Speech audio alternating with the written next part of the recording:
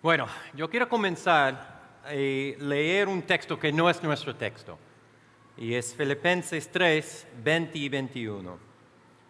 Porque nuestra ciudadanía está en los cielos, de donde también ansiosamente esperamos a un Salvador, el Señor Jesucristo, el cual transformará nuestro cuerpo, el cuerpo de nuestro estado de humillación, en conformidad al cuerpo de su gloria, por el ejercicio del poder que tiene aún para sujetar todas las cosas a Él mismo. El propósito de esta serie es que demos como discípulos de Cristo y ciudadanos de su reino, llegamos a un claro entendimiento de lo que es el reino de Dios y la manera en que debemos vivir en este mundo, siendo ciudadanos de un reino distinto. Permítame plantear algunas preguntas. ¿Ustedes sienten que su ciudadanía está en los cielos o todavía están aferrándose a este mundo? ¿Ustedes son discípulos de Cristo y ciudadanos de su reino o todavía están bañándose en las aguas de este mundo? ¿Han llegado ustedes a un claro entendimiento de lo que es el reino de los cielos y la manera en que deben vivir en este mundo, siendo ciudadanos de un reino que no es de este mundo? ¿O todavía están estudiando los caminos de este mundo? ¿Están esperando ansiosamente a su Salvador, nuestro Señor Jesucristo? ¿O todavía están enamorados de este mundo? Hoy continuamos nuestra serie en el Sermón del Monte. El texto en el día de hoy es Mateo 5, 17 a 20. Mateo 5, 17 a 20. Vamos a leerlo. No piensen que he venido para poner fin a la ley o los profetas. No he venido para poner fin, sino para cumplir. Porque en verdad les digo que hasta que pase el cielo y la tierra, no operará ni la letra más pequeña, ni una tilde de la ley hasta que todo se cumpla. Cualquiera pues que anule uno solo de esos mandamientos, aun los más pequeños, y así lo enseña a otros, será llamado muy pequeño el reino de los cielos. Pero cualquiera que lo guarde y lo enseñe, ese será llamado grande en el reino de los cielos. Porque les digo a ustedes que si su justicia no supera a los escribas y fariseos, no entrarán en el reino de los cielos. En los Estados Unidos, cuando hay una tragedia, una guerra, un terremoto, algo así, los canales de noticias a veces invitan a algunas figuras religiosas o psicólogos a sus programas de entrevistas para tener una mesa redonda, para dar a la gente algunas respuestas en estos tiempos difíciles. Pasó algo una vez y CNN invitó a un pastor de una iglesia en el estado de Washington a una de esas sesiones de preguntas y respuestas. Y como es normal, cada persona tuviera su turno para dar respuestas a las preguntas que la entrevistadora, y si alguien quisiera, podía hacer una pregunta de seguimiento o un comentario a alguien que dijo una de las personas. Y algo ocurrió que en ese momento yo pensé que fue un poco raro. Cada vez cuando una persona hablaba, otra persona respondía, excepto con el pastor cristiano. Y después de varias rondas de preguntas, la entrevistadora finalmente preguntó al grupo, ¿por qué ustedes no están haciendo nada cuando el pastor habla? Y nadie habló por un momento.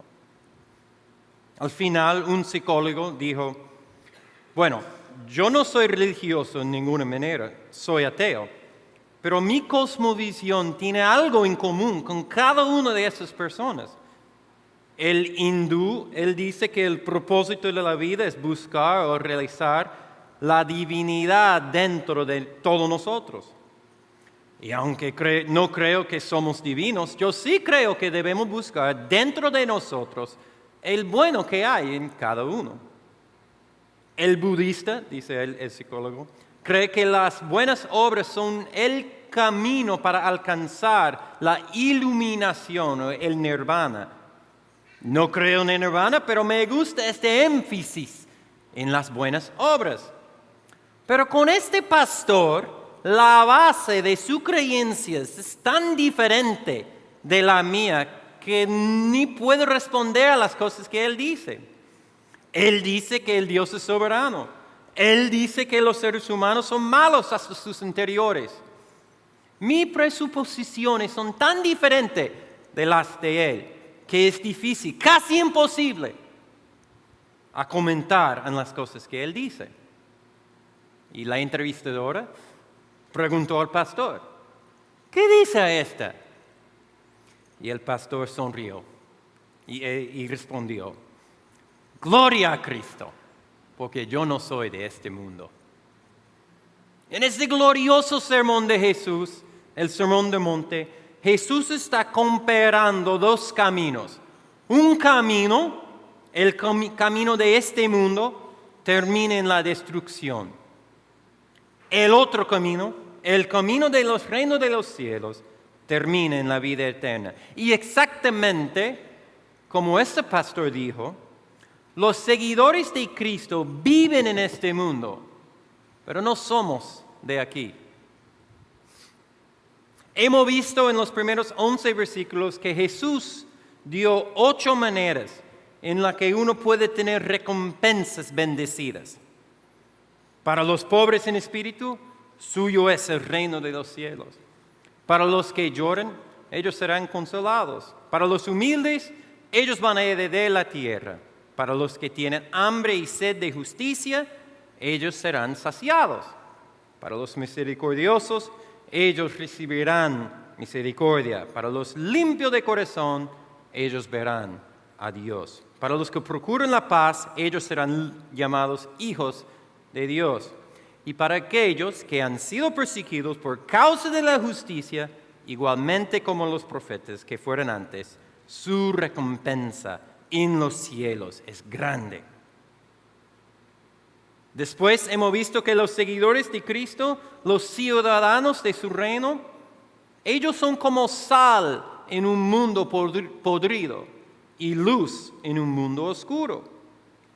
Igual de las bienaventuranzas, los ciudadanos del reino de Dios solo funcionan como sal y luz si hacen lo que deben hacer. Sal sin sabor, una lámpara debajo de una vasija, no sirve para nada. La sal puede preservar la comida, pero solo cuando uno aplica la carne. Una ciudad sobre un monte con luces puede dar luz a todo el valle, pero sin luz en la oscuridad, la ciudad no da nada y está oculta. Y de la misma manera, los seguidores de Cristo, los que escuchan las cosas que Él dice y las ponen en práctica, sus buenas obras brillan como luz en las tinieblas de este mundo. Ellos no son la luz, pero reflejan la brillante luz de su Padre que está en los cielos, y el mundo puede glorificar al Padre solo si ellos ven la luz. Esta es la introducción del Sermón del Monte, y es sumamente importante que entendamos la introducción o no vamos a entender el punto del sermón de Jesús. La enseñanza de Jesús aquí en la introducción es sobre el carácter de un ciudadano del reino de los cielos. Su atención se centra en lo positivo. Compara eso con los 10 mandamientos, por ejemplo, que dice no matar, no mentir, no cometer adulterio. Las bienaventuranzas se centran en cómo debería ser una vida. En otras palabras, Jesús está diciendo que no es suficiente simplemente no pecar, pero también debes tener buenas obras. Un sermón es como un ensayo. El escritor de un ensayo tiene algo que quiere comunicar. Claro que puede tener algunos puntitos, pero sacado de su lugar, esas ideas no tienen el mismo peso que tiene todo el ensayo.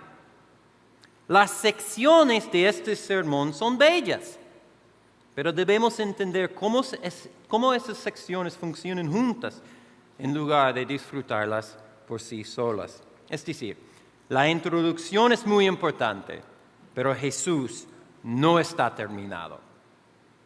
Aquí, en los versículos 17 a 20 del capítulo 5, tenemos una transición al cuerpo del sermón. Me gusta pensar en las transiciones como bisagras de una puerta.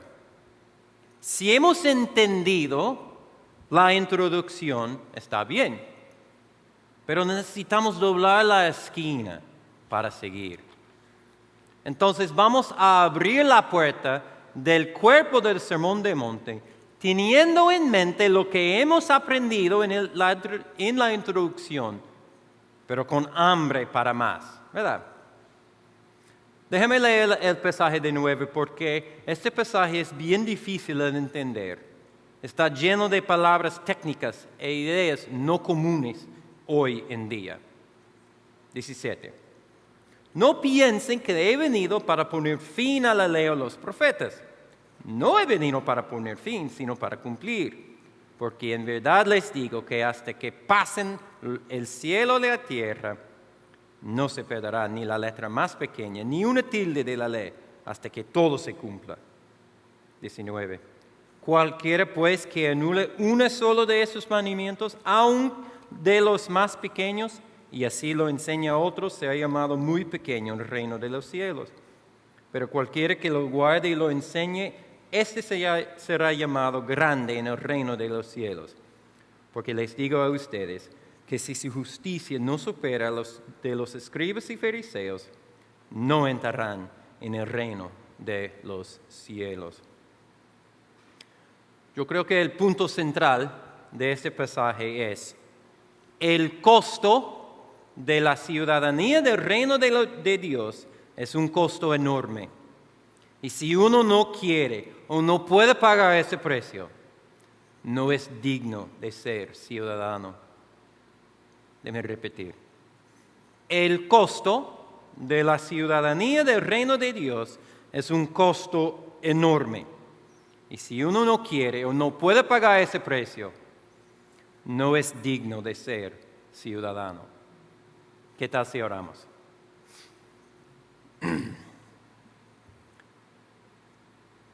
Padre, ayúdanos a entender tu palabra.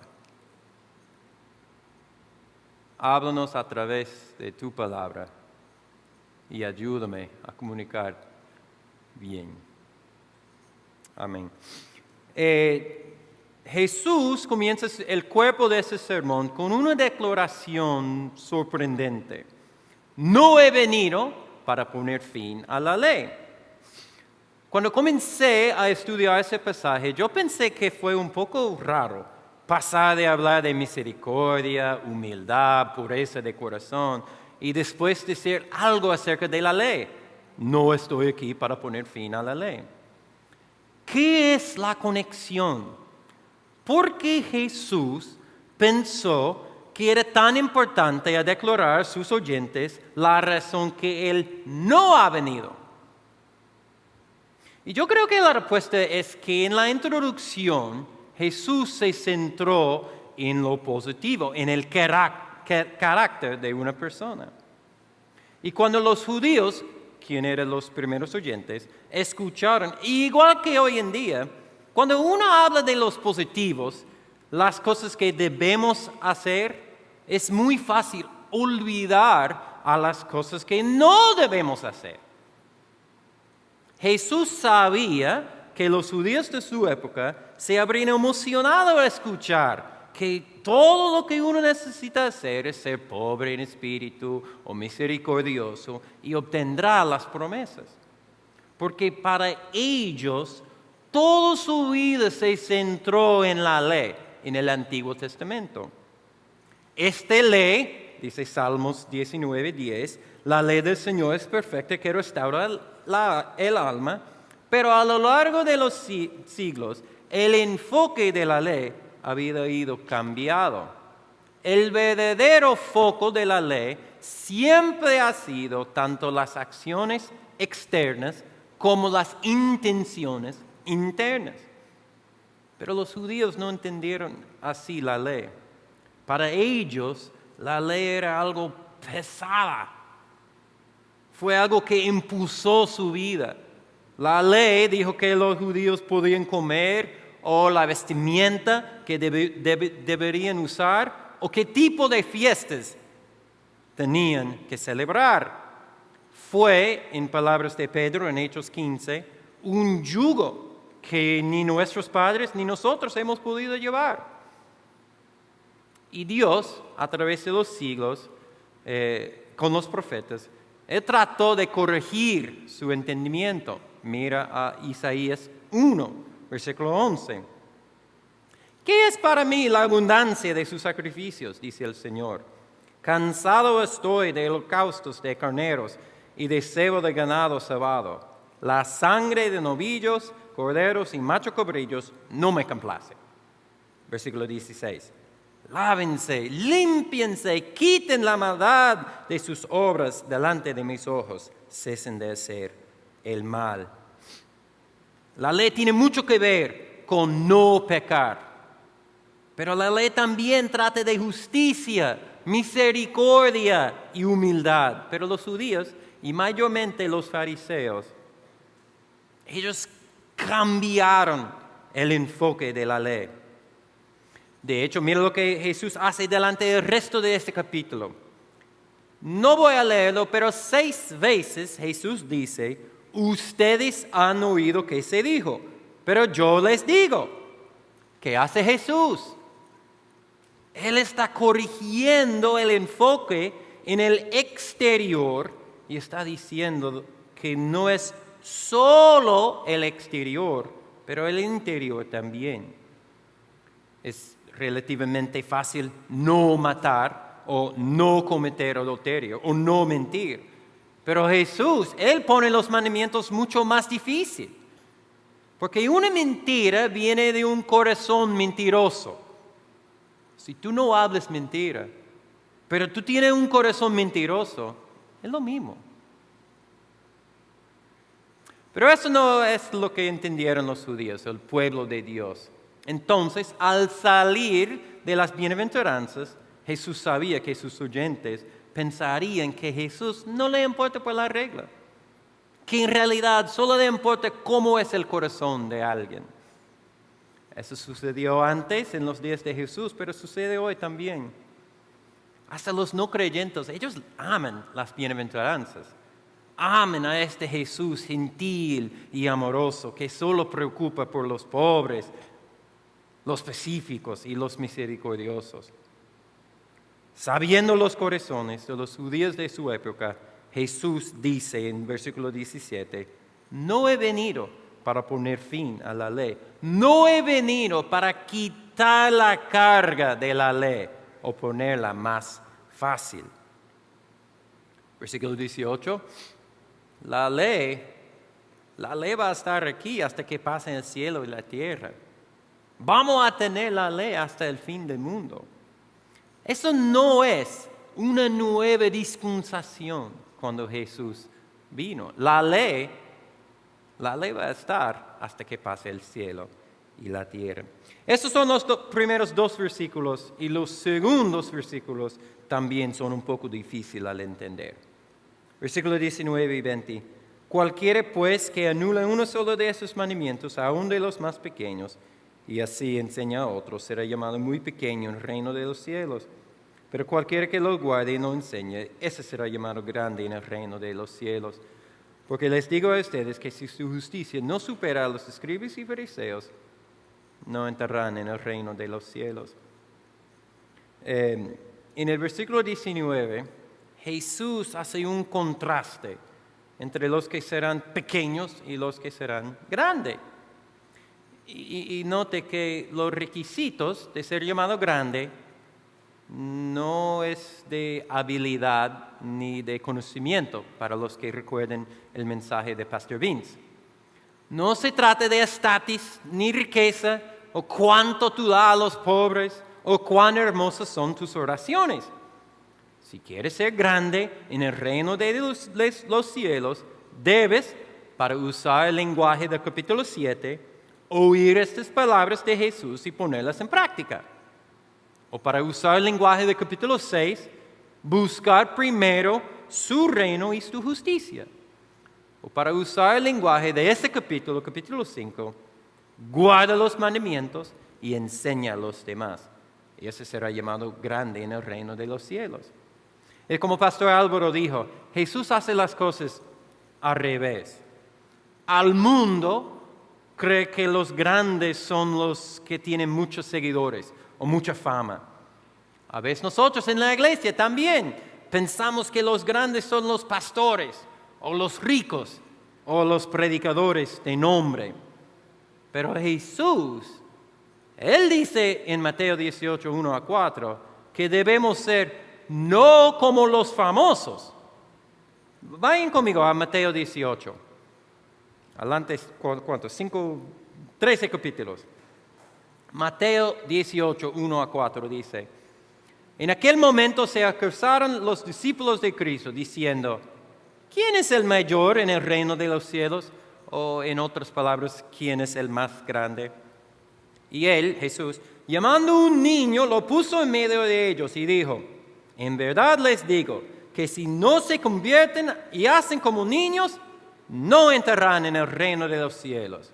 Así pues, cualquiera que se humille como ese niño, ese es el mayor o el más grande en el reino de los cielos. ¿Qué quiere decir Jesús? Si uno quiere ser llamado grande, es muy fácil. No busca likes, ni seguidores, ni aprobación de este mundo. Si uno quiere ser llamado grande, guarda los mandamientos, sé humilde, no peques y haz buenas obras. Y enseña a los demás. Y será llamado grande en el reino de los cielos. Esos son los grandes. ¿Y los pequeños? ¿Quién son los pequeños? Los que no guardan los mandamientos. Pero fíjense que no dice cualquiera que anula la mayoría de la ley. O cualquiera que se conocen como un anulador de la ley. Dice, cualquiera pues que anula uno solo de esos mandamientos, aun de los más pequeños. Esta palabra anule, o yo creo que la Reina Valera dice quebrante. Esta palabra significa desatar o librar. La idea de la palabra es dejar de lado o romper. Es como un soldado que tiene sus órdenes y que dice, y el soldado dice, no voy a hacer eso, yo quiero mi libertad. Desatar, ¿verdad? Entonces, si decidimos romper o dejar uno de estos mandamientos, aún de los más pequeños, y enseñar a otros a hacer lo mismo, seremos llamados muy pequeños en el reino de los cielos. Es interesante que Jesús incluye esta parte de la enseñanza. Para los que quieren ser llamados grande, no es suficiente obedecer en privado o vivir aparte de una comunidad como los monjes en sus casitas pequeñas y aisladas. No, hay que obedecer los mandamientos y enseñar a otros a hacer lo mismo. Y yo no creo que Jesús está hablando solamente a los pastores o predicadores. Ellos sí están incluidos, pero todos los que quieren ser llamados grande enseñan. Y yo no veo espacio por justificación. Padres, varones, si el trabajo no te da tiempo de enseñar. Madres, si sus hijos son difíciles y no quieren aprender. Jóvenes, si tienes miedo frente a los demás. Solteros, abuelas, inteligentes, tontos. Si no enseñan, será llamado muy pequeño en el reino de los cielos. Ahora, yo creo que Jesús está hablando directamente a los fariseos aquí. Fue ellos que Jesús dijo que recorren el mar y la tierra para ser un prosélito, y cuando llega a hacerlo, lo hacen el hijo del infierno 2 veces más que ellos. Ellos eran los fariseos a quienes los judíos pensaban que eran tan grandes. Y yo pienso que Jesús está haciendo un juego de palabras aquí. Los que ustedes, los judíos, creen son grandes, realmente son pequeños los fariseos. Y los que ustedes creen son pequeños, los humildes, los mansos, los pobres, los niños, ellos son grandes. Pero el punto sigue siendo igual. Si queremos ser llamados grandes en el reino de los cielos, tenemos que guardar los mandamientos y enseñar a otros a guardarlos también. Ahora, versículo 20. Porque les digo a ustedes que si su justicia no supera a los de los escribas y fariseos, no entrarán en el reino de los cielos. Al leer versículos 19 y 20, algunos de ustedes pensaron, espérate, el versículo 19, Jesús dice, los que no guardan los mandamientos, aunque sea llamado pequeño, a menos estarán en el reino. Pero ahora, en versículo 20, dice que algunos no entrarán. ¿Cuál es? Yo creo que aquí necesitamos entender algunos aspectos del reino de los cielos. Hay una diferencia entre el reino de los cielos y el reinado del rey del reino. Primero, el reinado. Salmo 103, 19 dice, el Señor ha establecido su trono en los cielos y su reina domina sobre todo. Aquí el reinado de Dios no se limita a un área, a un reino. No tiene límites. Todo lo que Dios ha creado, o sea, todo lo que existe es parte de su reinado. ¿Entendemos la palabra reinado? No somos parte de un reino, entonces quizás es un poco difícil de entender. El reinado del rey es todo lo que está bajo su poder o su autoridad. Para el rey de España, por ejemplo, toda la tierra de España está sujeta al rey. Fuera de España, el rey no tiene poder de nadie. Para el rey Dios, Él tiene autoridad sobre todo, porque Él creó todo. Tú y yo, un perro, el mar, los Estados Unidos, la India, el gas que rodea a Júpiter, todo está bajo el reinado de Dios. Hasta el infierno, Dios tiene control de todo. Esto es el reino de Dios aquí, ahora, en el presente. Pero el reino de Dios también es algo que viene en el futuro. Jesús nos dice que oremos, venga tu reino, en Mateo 6:10. Y esta oración no es para que Dios comience a gobernar. Él gobierna todas las cosas. La planeta más lejana, en la galaxia más allá, está bajo el gobierno, control, el reino de Dios. No, esta oración, venga tu reino, es una oración para que Jesús regrese. Porque cuando Jesús regrese, Él establecerá su gobierno aquí en la tierra y rehará la tierra y liberará a este mundo de la maldición del pecado y la muerte. En este tiempo, Él, Jesús mismo, reinará o gobernará aquí. Él será nuestro gran rey. Y en ese tiempo, Él unirá el reinado, todo lo que está debajo de su control, y el reino, o sea, donde Él reine. ¿Entendemos? Eso sucedió antes. Originalmente, Dios habitaba con nosotros aquí en la tierra. Tuvimos su presencia, pudimos verlo, pudimos experimentarlo aquí.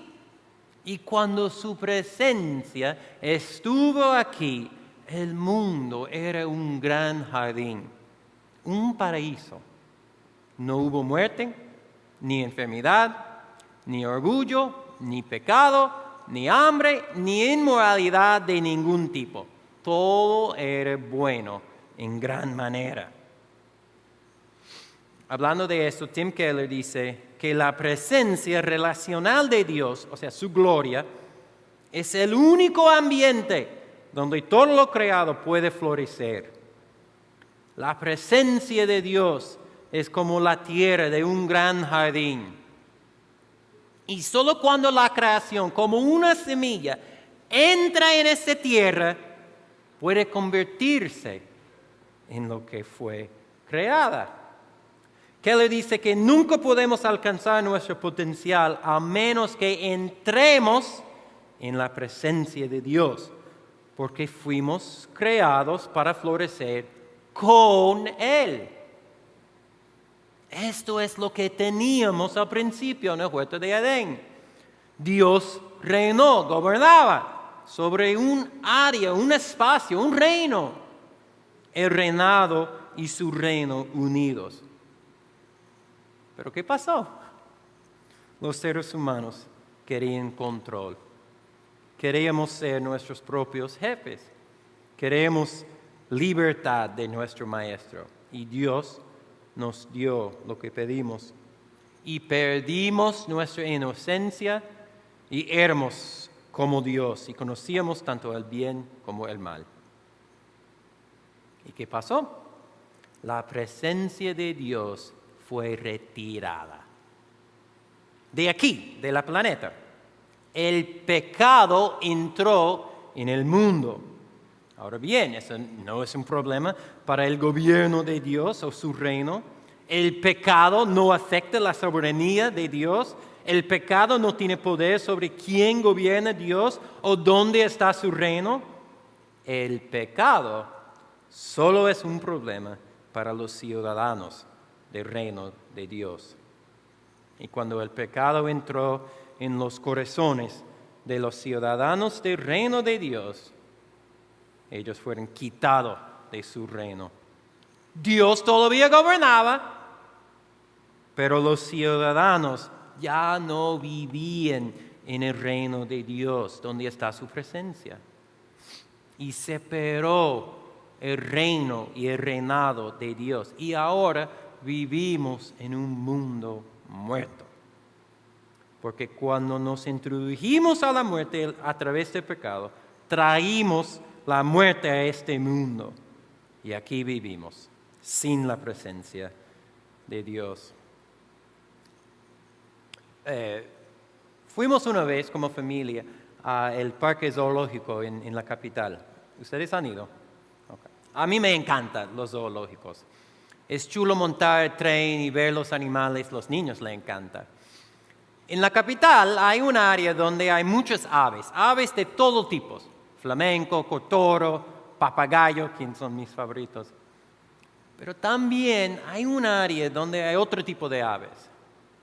Y había un ave que me puso muy triste.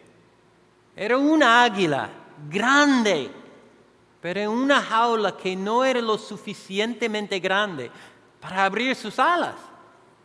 Un ave que debería estar en el cielo, volando aquí y allá, pero limitado por su lugar. ¿Esos somos nosotros? Fuimos hechos para crecer, para florecer.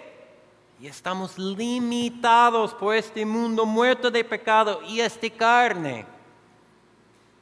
La promesa del reino de Dios es que un día Él será nuestro Dios y nosotros seremos su pueblo. Eso fue parte del pacto que Dios hizo con Abraham en Génesis 15. Y se repite en todas las Escrituras. En Éxodo 29, Jeremías 32, Ezequiel 11, 2 Corintios 6, Hebreos 8. 30 veces, más de 30 veces, esa promesa se repite en la Biblia. La promesa es que un día Dios establecerá su reino, un reino físico, y reestablecer la unión de su reinado y su reino, para atraer hacia Él los ciudadanos de su reino que están perdidos, quitados de su presencia, expulsados de su paraíso, y renovar el mundo, la creación que quedó traumatizado por nuestro pecado y está, como dice Romanos 8:22, gimiendo y sufriendo hasta ahora los dolores del parto. Su reinado es ahora. Él es el rey soberano sobre todo lo creado. Y su reino, el reino de Dios, está donde quiere que Dios reine, dice R.C. Sproul. Y un día su reino va a regresar aquí. En versículo 19, Jesús dice que aquellos que rechacen los mandamientos, los que rechacen la ley y enseñan a otros a hacer lo mismo, serán los esclavos más pequeños de todo su reinado. Serán los más trágicos, los más miserables, los más atormentados. Serán debajo del gobierno de Dios, pero no en su presencia. Pero versículo 20 está hablando del futuro reino de Dios. Y hay requisitos para entrar en este reino. Mira el versículo 20 de nuevo. ¿Cuál es el requisito para entrar en el futuro reino de Dios? ¿Cuál es el estándar que Jesús establece aquí? Que tu justicia supera la justicia de los escribas y fariseos. ¿Qué significa eso? ¿Cómo era la justicia de las escribas y los fariseos? Jerry Bridges, un autor americano, él dijo que los fariseos, y para nosotros podemos añadir las escribas, porque muchas veces ellos van juntos. Los fariseos fueron el principal pueblo religioso entre los judíos delante de la vida de Cristo aquí en la tierra. Ellos decididos a no quebrantar ninguna de las leyes de Dios. Y con el tiempo había creado un complejo sistema de tradición oral para no violar la ley. Y también ellos han elevado su tradición a nivel de las Escrituras, de modo que violar una de sus reglas era violar la ley misma de Dios. Ellos obedecieron la ley, pero también tenían su tradición. Porque la ley dice que es prohibido trabajar en el día de reposo, el Sabbat. Los fariseos organizaron 39 tipos de trabajos prohibidos. Ellos dijeron que no se podía escupar en el día de reposo porque removería la tierra y sería culpable de arar. Y arar es trabajo. No se podía aplastar una mosca en el día de reposo porque sería culpable de cazar. Y cazar es trabajo. Y mi favorito, en el día de reposo, si tu casa está quemándose, tú no podías llevar la ropa en tus manos porque llevar ropa en tus manos es trabajo. Pero sí puedes poner toda la ropa cuando la casa está quemándose y caminar fuera de la casa.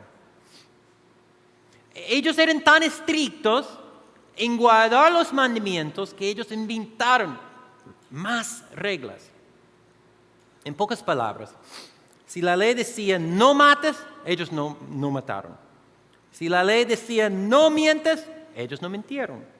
Eran perfectos en su forma, pero para superar la justicia de los escribas y fariseos, uno necesita ser más perfecto que ellos. Para superar la justicia de los escribas y fariseos, tiene que ser perfecto en el corazón también. Los fariseos no entendieron eso. Su justicia fue solo externos. Ellos no hicieron los negativos. Para superar la justicia de los escribas y fariseos, es necesario tener justicia en el positivo. Y note que las promesas del Antiguo Testamento y las bienaventuranzas están en un formato de sí y entonces. Sí, entonces. Honra a tu padre y madre para que tus días sean prolongados en la tierra que el Señor tu Dios te da. Si tú honres tu padre y madre, entonces tus días sean prolongados. Si tú eres pobre en espíritu, entonces tú eres bendecido o bienaventurado y de ti es el reino de los cielos. ¿Entienden? Para entrar en el futuro reino de los cielos, tienes que obedecer la ley. Y mira que la ley no dice solo tomar el nombre del Señor en vano algunas veces. No, dice no tomarás el nombre del Señor tu Dios en vano. Si tomes el nombre del Señor en vano una vez, tú rompes la ley. Y es lo mismo con los positivos, las buenas obras. No es suficiente ser más o menos humilde o pobre en espíritu a veces, o tener hambre y sed de justicia los domingos. No, para recibir las recompensas de las bienaventuranzas, por ejemplo, a recibir misericordia, tú tienes que ser perfectamente misericordioso. Esa es la única manera de entrar en el futuro reino de los cielos, dice Jesús. Se necesita una justicia perfecta. Tú necesitas ser perfecto. Es exactamente lo que Jesús dice al final de este capítulo. Mira el versículo 48. Por tanto, sean ustedes perfectos como que su Padre Celestial es perfecto. Tú necesitas una clase de perfección más que los escribas y fariseos. Tú necesitas ser perfecto como Dios. Entonces, ¿qué enseña Mateo 5, 17 a 20? Vamos a releerlo, resumiendo lo que dice. 17. Jesús dice, no estoy aquí para quitarles la carga ni para facilitar la ley. 18. Tendrán la ley hasta el fin del mundo. 19. Los grandes del reino de Dios son los que obedecen la ley y enseñan a otros. Los que no obedecen ni enseñan serán los esclavos más pequeños de toda la creación. El versículo 20. Y solo aquellos que sean perfectos hasta el corazón entrarán en mi reino. Jesús no vino para poner fin a la ley. Jesús vino para cumplirla.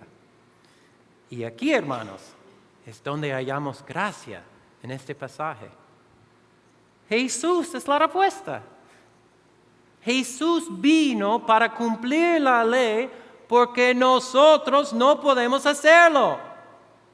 No podemos no pecar y no podemos hacer las buenas obras necesarias a entrar en el reino de los cielos. Los fariseos pensaban que eso era solo externo y ni siquiera podían hacer eso. Simplemente no pecar no es suficiente. También necesitamos ser perfectos en el positivo, perfectamente humilde, perfectamente manso, completamente limpio de corazón. No sé de ustedes, pero cuando yo escuché los sermones de las bienaventuranzas, Matías y Jeremías predicaban muy bueno, pero yo me sentí un poco desesperado. Yo escuché que tengo que ser limpio de corazón y pensé, limpio de corazón, eso no soy yo. Yo soy el más lejos de limpio de corazón. yo sé que no puedo cumplir los requisitos. Entonces, yo no tengo esperanza de obtener las recompensas. Mira versículo 3 a 12 de nuevo. La recompensa es de ser consolados, heredar la tierra, ser saciados, recibir misericordia, ver a Dios, ser llamado hijo de Dios. Todo eso depende en sí. Uno puede lograr o hacer la primera parte. No va a ver a Dios si no eres limpio de corazón. No va a recibir misericordia si tú no eres misericordiosa.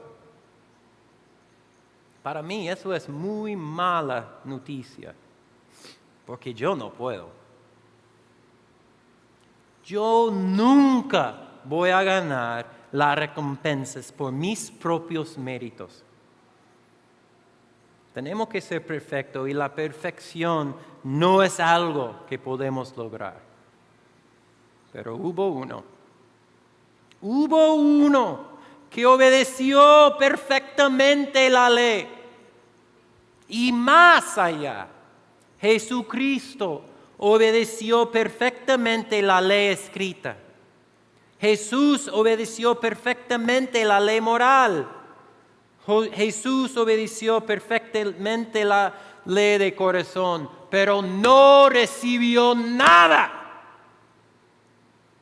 En su vida aquí, Él no recibió las promesas de las bienaventuranzas. ¿Quién era más humilde que Jesús? ¿Quién tuvo más hambre y sed de justicia que Cristo? Aunque Él fue el más misericordioso, aquí en la tierra, Él no recibió misericordia. Aunque lloró perfectamente con los que lloran, Él no fue consolado. Él fue golpeado en la cara por los pecadores. Jesús procuró más paz que nadie, pero fue rechazado como hijo de Dios y llamado un diablo. Aunque Él era el más limpio de corazón, Él no vio a Dios, pero sufrió una separación de Dios cuando sintió el peso de mi pecado y murió en la cruz.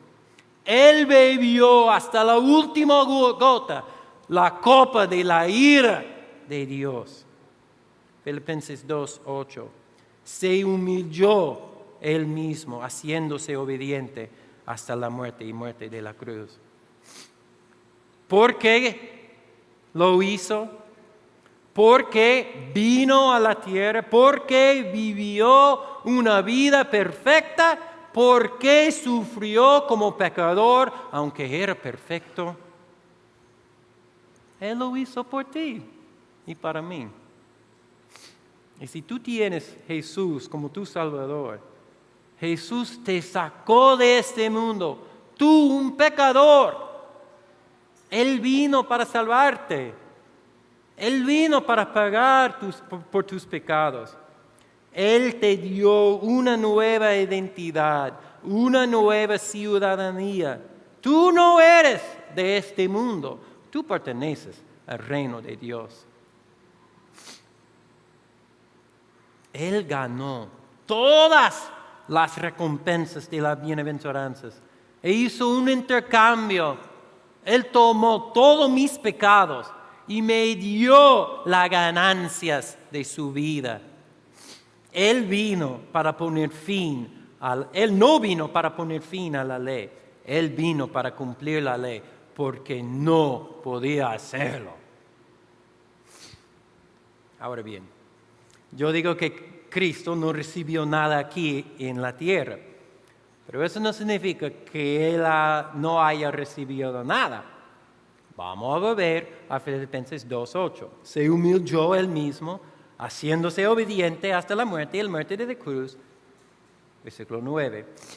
Por lo cual Dios también lo exaltó hasta lo sumo y confirió el nombre que es sobre todo nombre, para que al nombre de Jesús se doble toda la rodilla que que están en los cielos y en la tierra y debajo de la tierra, y toda lengua confiese que Jesucristo es el Señor, para gloria de Dios Padre.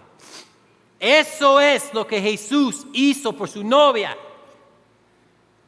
Los que los teólogos llaman la humillación y exaltación de Jesús.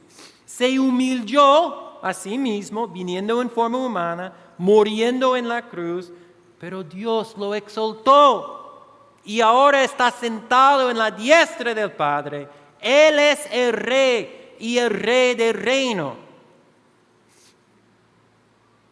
Y Él regresará para traer su reino a este mundo y unir su reinado y su reino.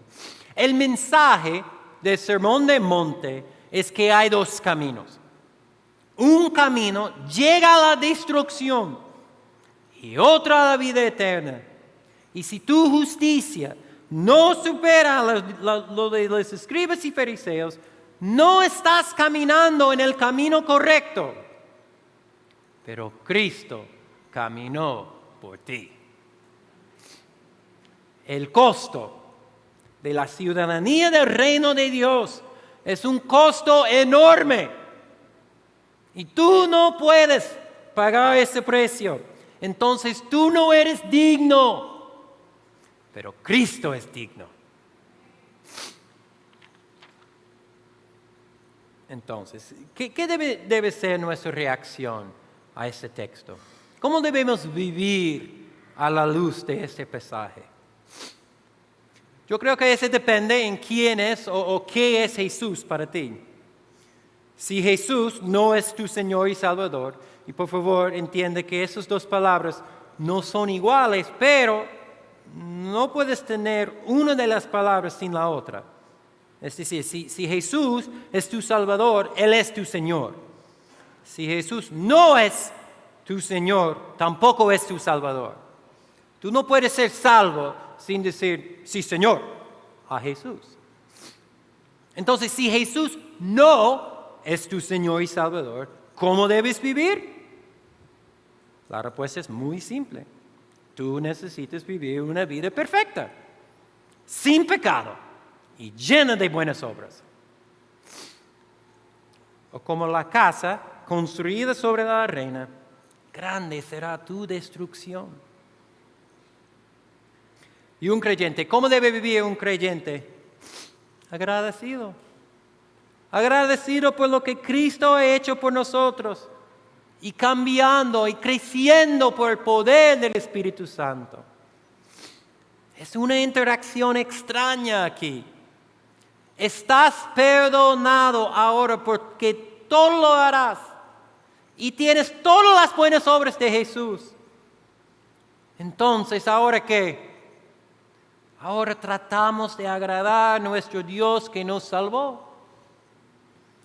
Mientras Emily, mi esposa, estaba estudiando ese sermón, el Sermón del Monte, me preguntó, ¿qué es más importante en las bienaventuranzas? ¿El acto moral, o sea, la primera parte, o la recompensa? Una buena pregunta. ¿Deberíamos centrarnos más en procurar la paz o ser llamados hijos de Dios? ¿Entiende la pregunta? ¿Qué es más importante? ¿Ser pobre en espíritu o ser ciudadano del reino de los cielos? ¿Llorar o ser consolados? Yo creo que la respuesta es muy interesante. Para nosotros, los cristianos, los que tenemos el perdón de pecado, ya tenemos la recompensa. Ahora tratamos de agradar a nuestro Rey con el acto moral. No somos como un niño al que sus padres le dicen, se porten bien para recibir un buen regalo por tu cumpleaños. El bien que hace ese niño es un poco vacío, ¿verdad? Sabemos que él solo se porta bien para recibir. Pero en Cristo, nosotros obedecemos no para ganar una recompensa. Si Cristo es tu Señor y Salvador, Cristo ganó todo para ti. Todas las recompensas de las bienaventuranzas son tuyas. Tú tienes una justicia mucho mejor que los escribas y fariseos. Tú tienes la justicia de Cristo. completamente limpio de pecados. Es decir, que tu deuda ha sido pagada y en lugar de esa deuda es la cuenta bendecida de las buenas obras de Cristo. Y ahora, porque tú eres agradecido por lo que Cristo hizo por ti, tú vives tratando de ser pobre en espíritu, humilde, con más y más hambre y sed de justicia, no para recibir, porque tú amas a Cristo. ¿Y qué pasa si pecamos? Para un creyente es muy fácil. Donde el pecado abundó, sobreabundó la gracia. Romanos 5:20. ¿Vas a pecar? Claro que sí. Pero cuando tú pecas, la gracia de Dios sobreabunde. ¿Qué diremos entonces? ¿Continuaremos en pecado porque la gracia abunde? De ningún modo. Nosotros que hemos muerto al pecado, ¿cómo viviremos aún en él? Romanos 6, 1 y 2. Para un no creyente, para alguien que no tiene Jesús, las palabras de Jesús son claras. Si su justicia no supera a los escribas y fariseos, no entrarán en el reino de los cielos. Si tu justicia no supera a los de los escribas y fariseos, Mateo 7:13, estás caminando en el camino amplio y entrando en la puerta ancha. Y ese camino te lleva a la perdición. ¿Vas a pecar? Claro que sí. Y si tú pecas o no creyente, si tú rompes uno de los mandamientos, aun de los más pequeños, grande será tu destrucción. Pero hay esperanza. Hoy tú puedes rendirte ante Jesús. Hoy tú puedes clamar por misericordia. En este momento, tú puedes decir, oh Dios, perdóname. Él es fiel y justo para limpiarte de tu pecado. Y en ese momento el reino de Dios expanda. En la casa de mi Padre, dice Jesús, hay muchas moradas. Juan 14:2. Jesús se fue para preparar un lugar, pero cuando Él regrese, Él será nuestro Dios y nosotros su pueblo. Él es el camino, la verdad y la vida. Y nadie viene al Padre sino por Él. Cree en el Señor Jesús y serás salvo.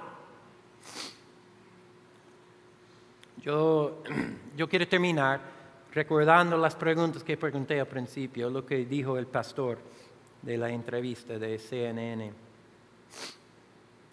¿Ustedes sienten que su ciudadanía está en los cielos?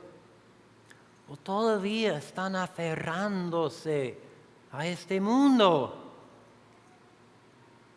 ¿Ustedes son discípulos de Cristo y ciudadanos de su reino? ¿O todavía están bañándose en las aguas de este mundo? ¿Han llegado ustedes a un claro entendimiento de lo que es el reino de Dios y la manera en que deben vivir siendo ciudadanos de un reino que no es de este mundo? ¿O todavía están estudiando el camino de este mundo? ¿Están esperando ansiosamente a su Salvador, nuestro Señor Jesucristo? ¿O todavía están enamorados con este mundo? No somos de este mundo. Si tú eres creyente, Cristo te compró. Si verdaderamente tú eres cristiano, si Jesús es tu Señor, es tiempo de trabajar. Tenemos aquí en la introducción del Sermón de Monte 8 ejemplos de cómo podemos obedecer. Hay que trabajar. En las próximas semanas vamos a ver cuán profunda es nuestra llamada a no pecar. Hay que trabajar. no para ganar nuestra ciudadanía, pero para amar a nuestro Dios que nos salvó. Si tú eres cristiano, vamos a la obra, no para ganar, pero porque amemos a nuestro Señor. Vamos a orar. Oh Padre, gracias por la gracia que tú nos das. Gracias por la vida de tu Hijo. Gracias que podemos ser salvos, que podemos ser ciudadanos de su reino. Oh Jesús, venga pronto. Estamos cansados de esta carne, de este mundo. Queremos verte. Queremos vivir contigo. En el nombre de Jesús. Amén.